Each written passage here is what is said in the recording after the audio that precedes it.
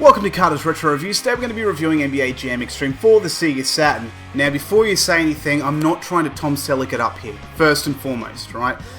This is just, I got my haircut done yesterday, and she decided that she'd go out at this with the little clippers and decide to leave this for some reason. I know it looks like I direct gay porn, but trust me, this is going as soon as we're done here. Now that I've got that out of the way, I want to say one thing, and that is, I love the Sega Saturn so much, so very much. And please don't take it to heart when I say that the only thing extreme about NBA Jam Extreme is the amount of shit it sucks from my asshole. It actually pains me to say it. Now that I've got that off my chest, it feels kind of therapeutic actually.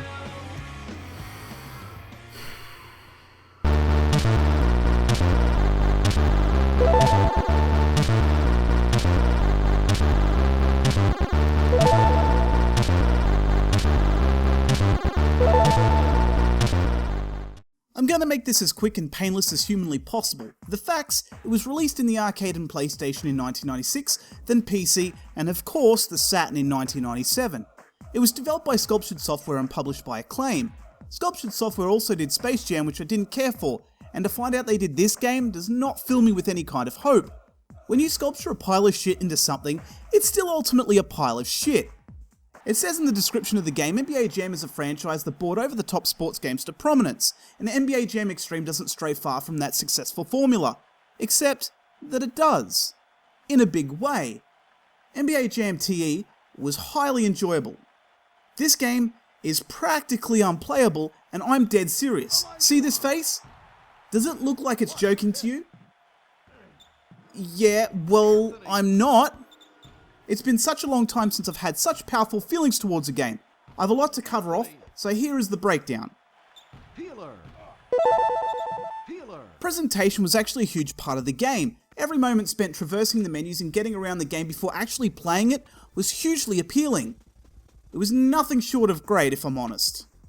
I got really excited and was halfway through the sentence, "I don't know why people hate this game," before I started to see exactly why the second I started playing the actual game.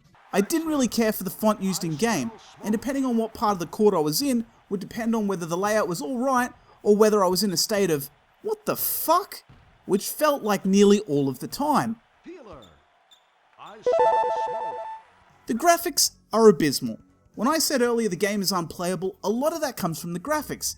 Yeah, okay, I get that it's a 3D environment, but instead of trying to shoehorn in technology which wasn't going to work 100%, maybe, just maybe, quit while you're ahead. Surely you would know before starting a project that the console didn't have enough gusto to deal with what's required, although it could have been made simply out of contractual obligation. Shame really. And if you didn't know, you'll get to a certain point where you do realise, and it's then you should cut your losses instead of infecting a perfectly good library of games for a console that was already feeling the squeeze instead of making it a numbers game.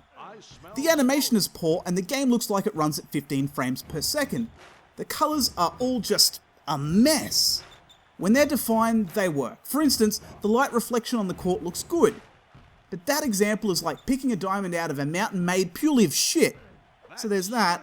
When there's a lot of action on screen, everyone looks like white and black blobs, and I didn't have any fucking idea on what was happening. It was all a blur, mostly. The graphics in the menu look really good, but that's not in 3D. It's the sort of game that would excel on the PlayStation 1, but I can see the Saturn struggling, and it's exactly that. The game has zero atmosphere, which is hard to explain when the sound is actually quite good. You have an audience cheering, the stadium organ, and the squeaking of basketball shoes on the court, which is all very well and good, but the commentator misses the mark with a lack of key phrases that contributed to the success of NBA Jam TE. There is very little music, but it doesn't bother me too much.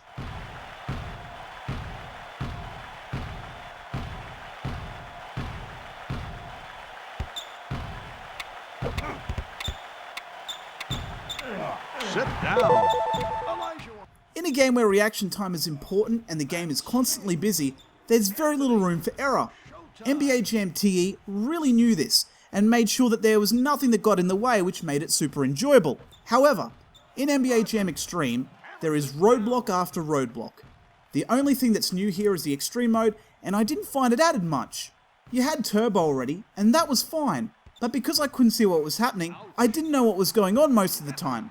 As my eyes adjusted to the crap shot that was action on screen, I got a little better, but most of the time the opposition would just run straight past me as I wasn't sure if I was pushing them over, and trying to catch up and block them was near impossible because I had no idea how close or far away they were.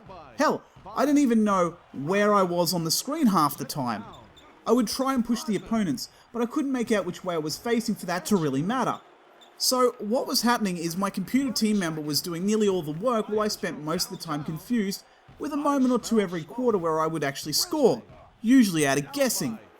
The game also misses some key players like Jordan, Barkley and Shaq. Probably a good thing so you can let the other players feel like they're actually getting a shot at winning. There's plenty of replayability in the game with an accurate roster, and it comes with a support for 4 players. Another tick. Would I recommend this game? Absolutely not. The presentation was pretty great alongside the fact that you could play 4 players. Otherwise, every other aspect of the game is working against you. It's pretty much unplayable. I've said that 3 times already, and I really hope that I'm hitting that message home. I mean, the graphics were so blurry I thought my glasses need cleaning. Nope. Wrong. If you could make out what was going on screen, it might be a whole different story. I saw the arcade version, which looks infinitely better, but stay the hell away from this port. It's fucking terrible. What a hit! Pippin hammers it down. Moten, wide open, puts out the fire.